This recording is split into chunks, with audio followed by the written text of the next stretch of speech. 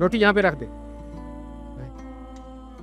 Excuse me sir, ये आप कैसी बात कर रहे हैं? अब ये मामूली सिक्योरिटी गार्ड ये हमारे साथ बैठ के खाना खाएगा?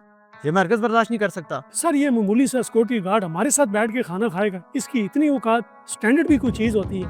हम कहाँ और ये कहाँ? औकात की बात मत करो, औकात तो तुम दोनों की भी नहीं है मेरे साथ खाना खाने की।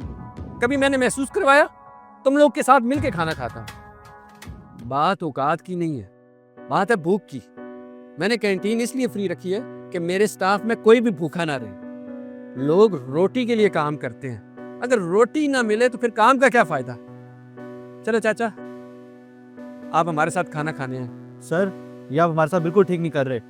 आपने मामूली से गार्ड के सामने हमारी बेइज्जती कर दी। सही कह रहे हैं सर, हमें लगा आप इसको समझाएंगे, आप उल्टा हमें डांट रहे हैं। सही कह रहे हो, मैंने गलत किया है, लेकिन अब मैं सही भी करूंगा। चाचा जी सर। सबको कह दो, कोई भी गार्ड, कोई भी स्वीपर, कोई भी चपड़ासी घर से खाना नहीं लाएगा, वो सब कैंटीन में खाएंगे। सर, ये फैसला हमें बिल्कुल मंजूर नहीं है।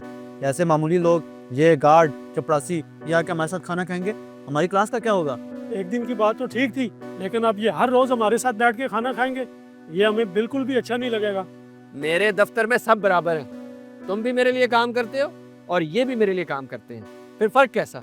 ये तो मेरी गलती है कि मैंने वाजिया नहीं किया और ये बेचारे डर की वजह से कैंटीन में खाना नहीं खाने आते थे और तुम लोग समझे कि इनकी औकात नहीं है। अगर तुम लोग को कोई मसला है तो जा सकते हो काम छोड़ के। सॉरी सर, माजरत चाहता हूँ। सॉरी सर, हमसे गलती होगी, हमें माफ कर दें। माफी मुझसे नहीं, इनसे मांगो। बहुत मेहरबानी साहब, हमारी मुश्किल आसान होगी साहब। चलें आप सबको बता के खाना खाने आ जाएं।